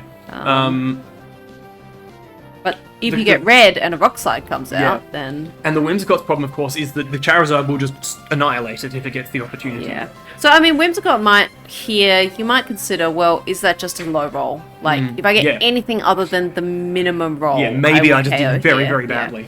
Maybe it had been relying on Life Orb Garchomp, in terms of like how much damage I need to do, because they're pretty consistent these days. So Venusaur's going to stay in, and we're going to see a Protect also come out from that Garchomp. So As does the I Charizard think- wake up? Because I think actually it's more in Ned's favor if the Charizard does wake up here. I think so. Because, then you can Sleep Powder it again. Yes. And Whereas you've now got the it's Encore going to threat wake into up. the Garchomp. Yeah. And a Sludge Bomb into that Charizard, that's not going to do enough. Like, Hmm. the Encore is a reasonable threat here. But yeah, what are you doing to actually get rid of that Charizard? The Sludge Bomb, like, it's not going to do nothing, but, like, probably, like, I don't know, maybe 50-60% or so. Yeah. the Mega thing- Y special yeah. defense is respectable. Yeah. At least you have the opportunity to take a swing at it, if you want. But Yeah. it seems likely that your own Charizard's in the back, so it's like how much damage you want to trade off for. Yeah. Oh, and we're And just just gonna see accepting that you've forfeit. lost, that you don't think you got a path to victory. Interesting, maybe not wanting to tip your hand. Like, Yeah. maybe, it is valuable keeping your opponent in the dark as to whether or not you have Encore on your Whimsicott. Yes. Likewise as to what attacking moves you're running on your Venusaur. Like, whether it's got Sludge Bomb, whether it's, like... 'cause, like, I mean, the most common is, like... I think typically you run Earth Power, Sludge Bomb, Sleep Powder, and Protect. But you never know. And we'll just see how Game 2 goes. So we're just rebuilding the lobby. But yeah, part of it as well, just a very unfortunate turn 1. That just like... and perhaps a bit of just Sorry, like. there was a disconnect. Oh, Oh, a no. disconnect. Oh, I didn't so. do that protect on Venus normal. I'm not Yeah. doing that. All right, so we just heard there was a disconnect. So I'm assuming we're resetting down to. I should have just asked a- whether or not that was being Yeah. undone or whether we're just taking the forfeit as a forfeit. Either way. Well, I'm going to. Well, I'm assuming the fact that we're being told indicates to me that they're just going to do a do-over. 'Cause otherwise, it, doesn't matter what caused the loss. Yes. So we've been told that it was a disconnect. So we will see what happens here in with a little bit of information given, Yeah. but not all of it. As you said, we still don't know whether that Whimsicott has an encore. But yeah, the thing that you really got to think about in Ned's position is that Charizard threatens your team so much. You have nothing that is offensively good against it. Nothing. Like maybe your Sneasel's running Rock Slide. If it had it though, surely it would have clicked it instead of going for the fake out. And the Hydreigon here coming out. I'm guessing it's an adaptation. Interesting here. So that Hydreigon does have like it. I mean, typically you see Choice Scarf being run, and it's a very passive lead here on Ned's side. Like neither the like. I mean, no. You know, I forget we've got Widelands now, so no, offensive mouse hold is quite legitimate. It's got its 99% accurate pop bomb now, and realistically, that will just get rid of either of these. It doesn't things if even it need lands. to be. I swear, without Widelands, I was consistently being bombed by the mice. Of course, the So- big problem you have is that is there going to be Protect on the Charizard? I'm assuming we're going to start with a Tailwind here. And the question is, you can only get rid of one of these things, at most. Oh no! What? Oh, No. well, we don't know it's white. Yeah, but still, so Oh, it's a rude. double Heat Wave. That's Okay, rude. we've got one sash. Yep. That will So maybe it's That's actually. yeah. I wonder if it's. That's tragic. That's tragic. I guess it does invite the question of is it Friend Guard rather than Technician on the mouse hold? But that's looking pretty dire. Your big Gosh. threatening thing of okay, something on the table's going to go away. You don't have that anymore. That mouse hold's just been KO'd. Yeah. You do have the ability to bring in your own Venusaur for speed supremacy. That's a thing you can do. I wonder if this is running into some rules here. Oh yeah. I saw it called, that nickname of that Charizard is Charizard X. I wonder what the VGC rules are when it comes to, But yeah, like misleading Megas. Mega indicators. Maybe it is a Mega X, you don't know. We haven't You seen don't any know, Mega yeah, evolve yeah. on this team. It's not the natural partner is for the, a Venusaur, but maybe you're just banking on the meta giving you a bunch of free sun anyway.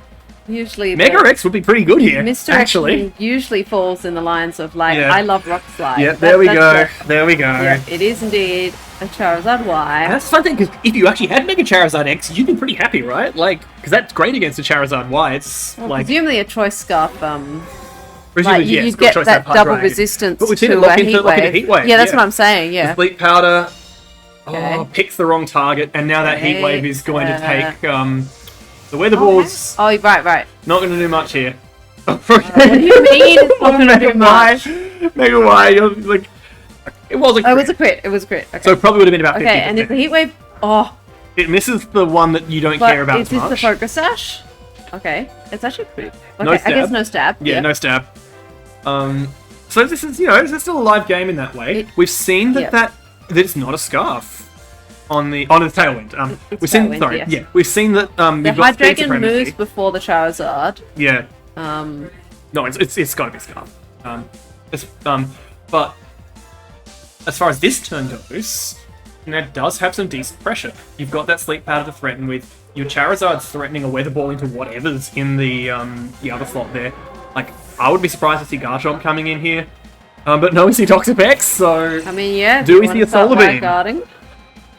Okay, the Sleep Powder is going to. You needed that.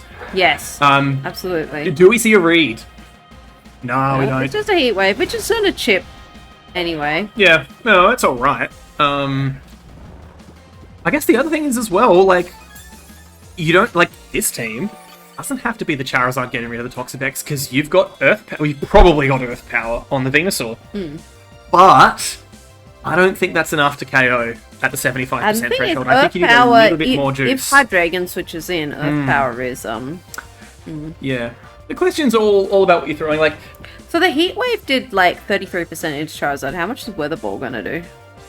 not enough to cleanly KO it. It's only 10. It's like a sludge it was bomb like only a plus. tiny bit more base power with the Yeah. lack of AoE. It'd be maybe 50%. Alright, Sludge Bomb's gonna be what comes out, and that's going to definitely... Oh yes. So is the Heat Oh. Wave here enough?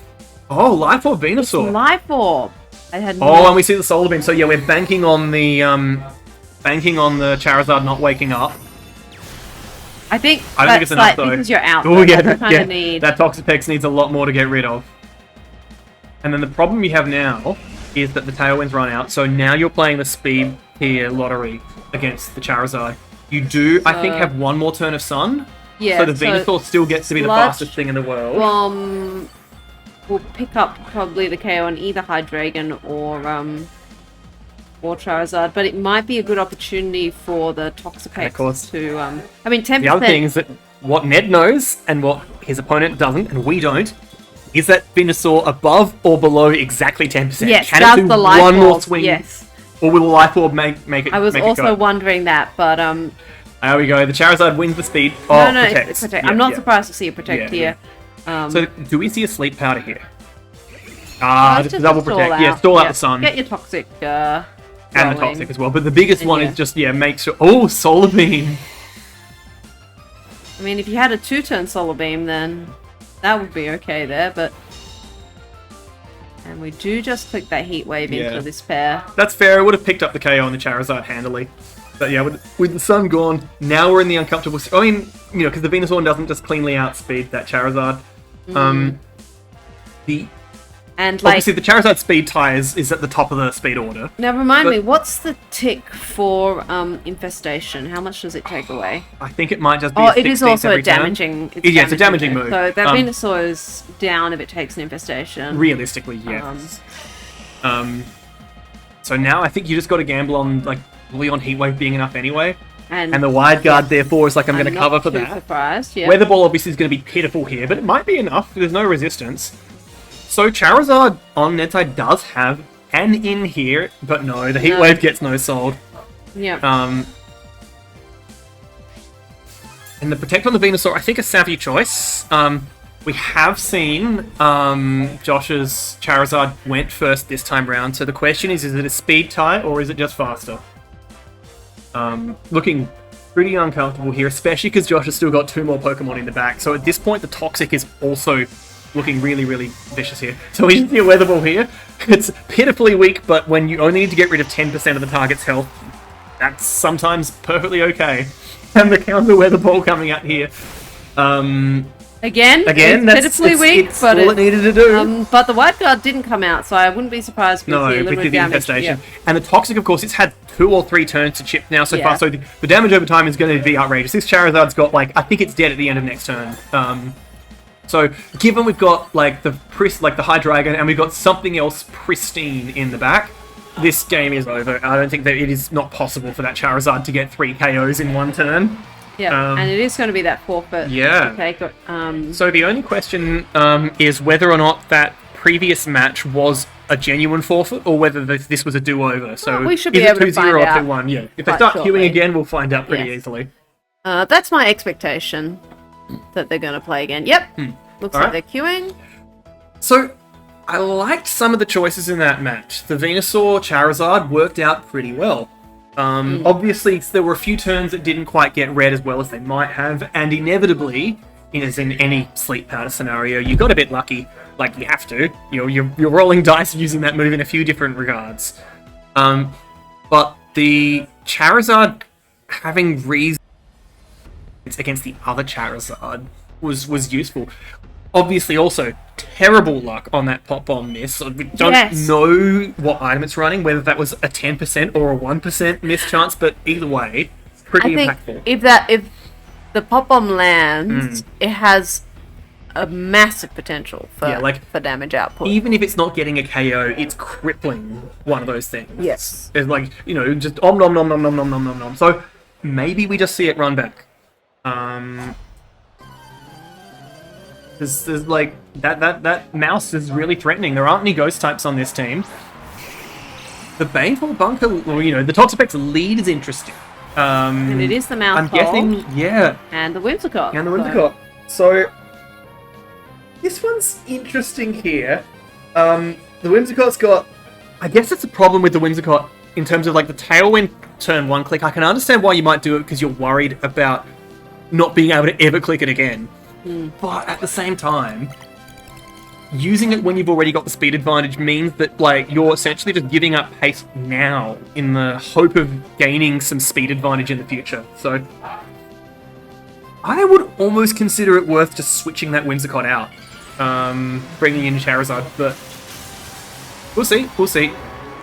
I guess maybe you're also hoping to keep it on the field so that you can punish the Toxapex with Encore. Yeah. We do see the Tailwind. Alright, Mousehold, do your thing. Okay, Mousehold. No Protect coming out here. Pop And that's Bomb the Pop hit. Bomb. 1, 2, Two. 3, 4, 5, Well, it only 6, needs 8 hits. 7, critical hit. A crit. 7, 8. There we go. Might have needed 9 without the crit. It did more than 50 on the 4. Yeah. Anyway, so that's just a huge momentum swing right there. An Infestation as your start Just rather to break than the Toxic. sash. Break the It is sash. there, Yep. But you're obviously, like, Ned, you're super happy about this. Yeah, right? fine. Like, Yeah. you've taken that Pokemon which by itself, like, is such a threat to your team. You've taken it off the board. You've still got a pristine Mousehold on the field. Oh boy, that Garchomp there, imagine if that had been a switch. Like Yes, rough the skin. recoil would have been Yeah. delicious. But that Whimsicott, it's interesting there because you've got a few choices here. I would consider chucking an Encore onto Yeah, so that that you Toxapex to can- deny yep. Toxic, to prevent it from using Baneful Bunker to threaten things. Well, Okay, we'll double it's going to be protect. Baneful Bunker this turn, so... Yeah. And Mousehold probably doesn't want to Pop Bomb into Garchomp, so... No. So the Moonblast, perfectly respectable there. And the Pop Bomb into the Toxapex, because unfortunately you toxicked yourself there. Or poisoned yourself, rather. But we know it doesn't have Focus Sash, so it's not the end of the whatever. The big question is, like... is there Encore? Yeah, That's actually the big outstanding question that we've had from Yeah. that, failed game 1. And it's a pretty good get- click in either direction. Given that your Mousehold's already poisoned, I would almost consider Encoring the Garchomp rather than the I was Toxapex, thinking the same. and just go for the Pop Bomb into the Toxapex. Especially when if... it doesn't have to this, say Protect. this Toxapex Garchomp option here can go a Wide Guard Earthquake, Yeah. so you kind of want to shut down the Garchomp. The question, for Josh's side, the question is whether to rotate the Garchomp Yeah. in light of that.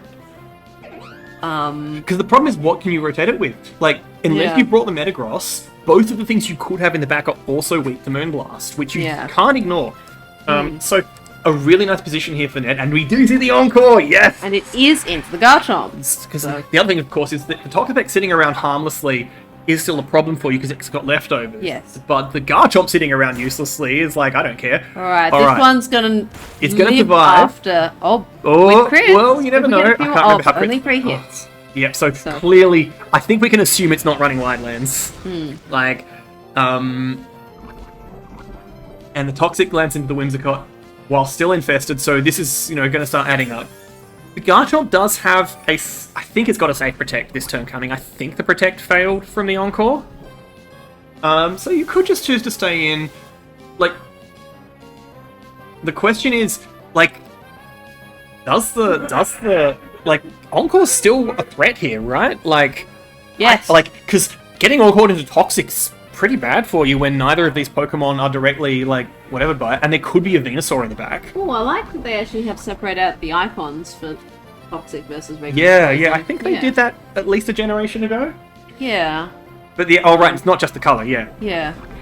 They're not the way I would have thought them though. I thought the Toxic was usually the dark one and the Poison was the paler one, but that's not the case here. Yeah.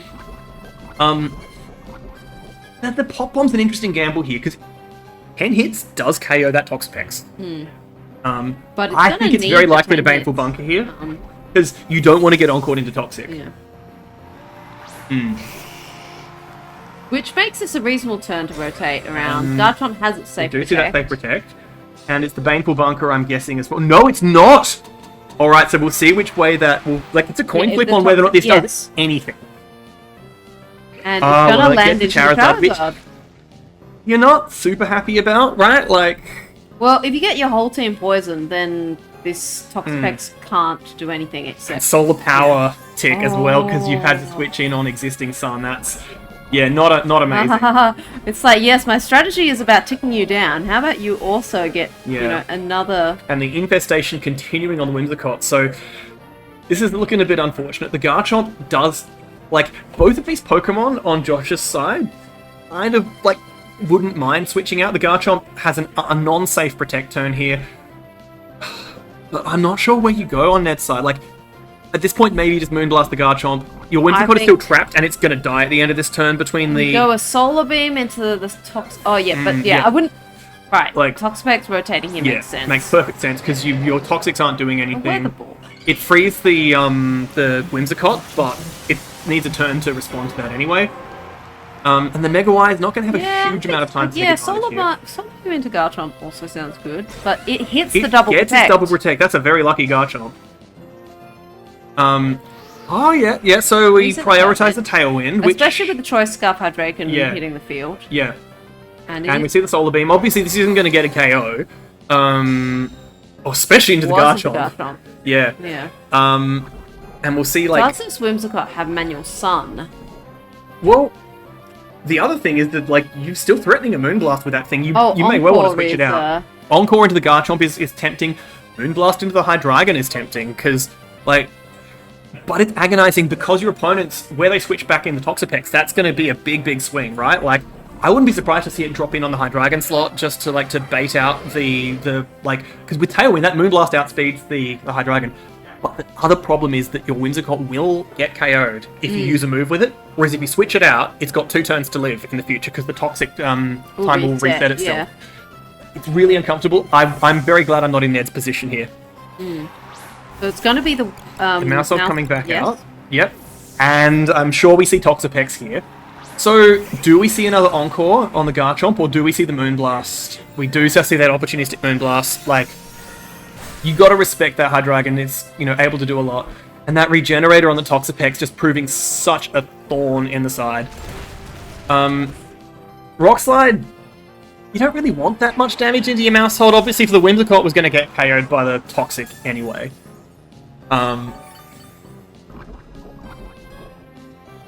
So looking pretty uncomfortable here. Now we're back in a position where both those Pokemon on the other side of the field, they have safe protects that they can click.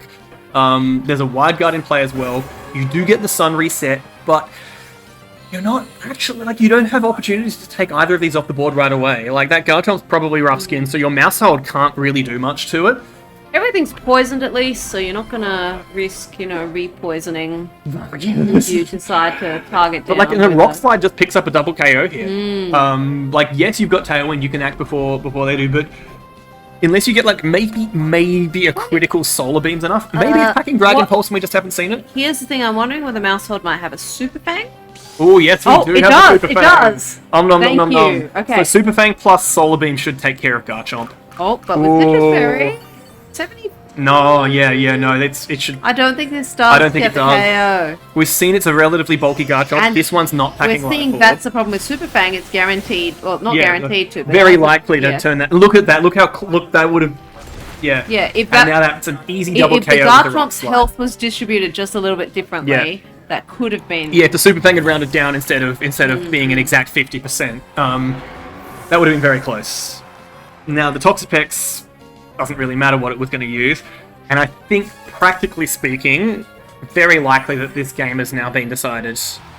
We do have an unknown in the back, but just decided it's not worth playing it through, which would be fair enough, but it'd have to win a 1v3 against that Toxapex, which is practically on full health now. An interesting game there. Very interesting. Obviously, that's like the problem with Population Bomb is that it's a very, very swingy move. Like, you need to be lucky, and you need to be lucky pretty much every time. Like, we saw it get only those 3 hits when it could have had 10. And that's the last round, I think. I That's think everyone so. all done. So, obviously, our tournament winner will have been decided by the match between our 2 undefeateds. Yeah, and so I can just shall do we some... find some Oh, yes, we can spoilers? see. We can do So some we can recon see here. some I did spoilers. see they finished pretty quickly, so Alright, so... let me see. Yeah, I think it was just a 2-0. Yep, a 2-0. And in the meantime, our third match, we have seen Joe gets 2-0 win. Yep. Yep. Oh, all 0-2s for the final round. Yeah. All right. So, what's our final matches there? Do we have a standings chart? Do I have a standing chart? I can make one. It's all good. Well, what I'll do is I'll just go right. And then it's going to be a little bit squishy, but let's have a look. We've got or maybe I'll just... Do we know that David's second? Oh, we don't know that David's Because someone else could have gone 2-1, and depending on the Let's head-to-head. have a look. So we've got... Who else could have gone 2-1? Connor, no. I think... Wait, Simon... Lost to David. Okay, so lost in the I think head-to-head. David is And probably- did Josh have a buy-in around? So it's Yeah, only okay. Depends on how the buys were 2-0. rolled. If you check the, I'll just go out and look at the official Or- chart. Yeah.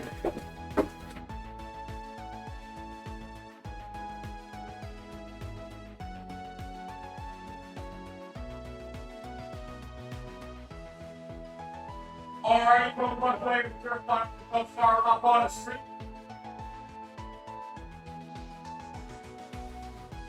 Oh.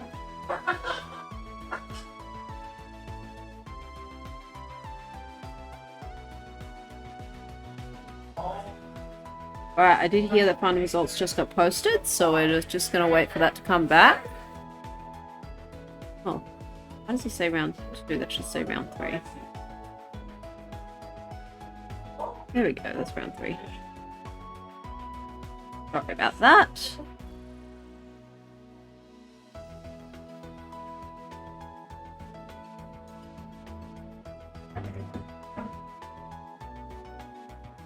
I'm expecting I'll see this hit the chat at some point, so that I can just transcribe it. This.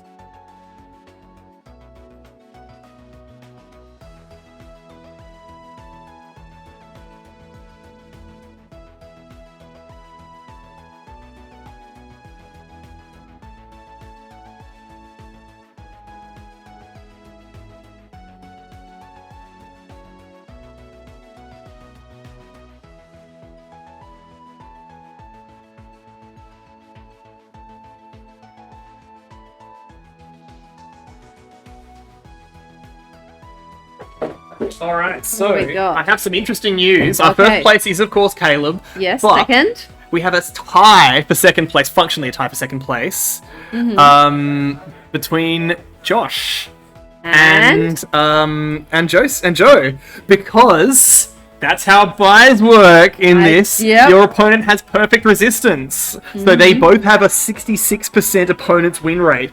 David down to fourth place on resistance due to the way that Fourth these place? things work. Fourth place.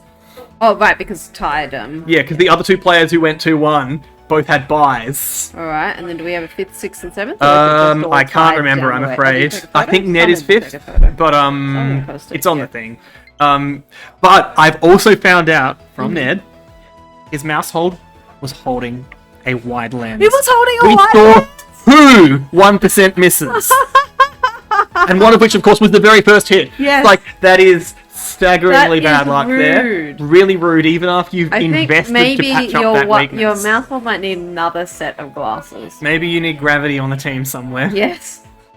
But no, an interesting set there, particularly given I that. have no idea what this is going to look like. Let's find out. I'll scout Oh, the. yeah, that doesn't look. No, that doesn't look very good Let's there. move people up. We'll just have all Let me the just double ties. check. I'm just going to tie people up. Yeah, I mean, realistically, it doesn't matter that much. Let's have a- And the official results are There we elsewhere. go.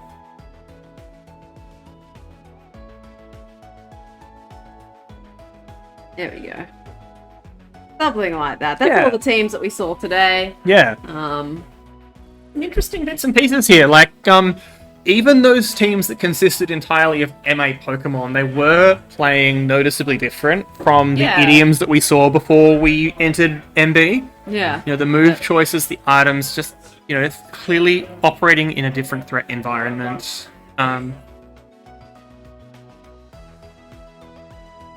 Yeah.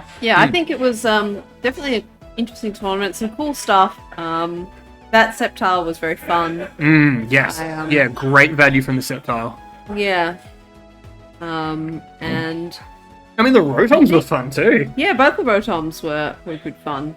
I think it was interesting seeing which things did and didn't have the defensive options, like the Garchomp without Protect, the Aerodactyl going adamant and Yes. being always slower than the other yeah, and the Aerodactyl. Aerodactyl with only Rock Slide as its only offensive move. What else? Yeah, lots of cool stuff. But I think that's going to be it from us here. I think it's been another fun event, and we're hoping to stream more regularly on the first Tuesday of the month going forward. And we might do, I don't know whether Orvka is locked this in, but they're saying they want to do the last Friday of the month as a regular thing as well. So we might try and make some of those too. Yeah. But for now, thank you, and good night. Oh wait, hang on. Usage stats. Hang on. This guy. You just gotta, you know, show off your data here. So, The you know, the Mega Variety. Oh, we're not the quite. interesting thing is that we don't know is whether there was a Raichu X. There were some strong indicators that there were. Did that team even have a Raichu on it? Which one? The one with the Jolteon? The one with the Jolteon using Rising it Voltage? did, Oh, it okay. did. Yeah. I'm pretty sure. Yeah. Yeah. I think we've failed to confirm that the Mega Ys were Mega Ys, so they should be in the and confirmed that- Mega and that Evolutions the, up top both there. of the One Raichu Metagrosses. Yeah, both were Metagrosses were meta. Metagrosses. But yep, that's just a you Yeah. know, you've seen all the Vagaries. teams on the other Yeah. side anyway, so Yeah. really Mega Charizard Y, the big winner tonight. yeah. Alright. Now that is all from us, so good night. Good night.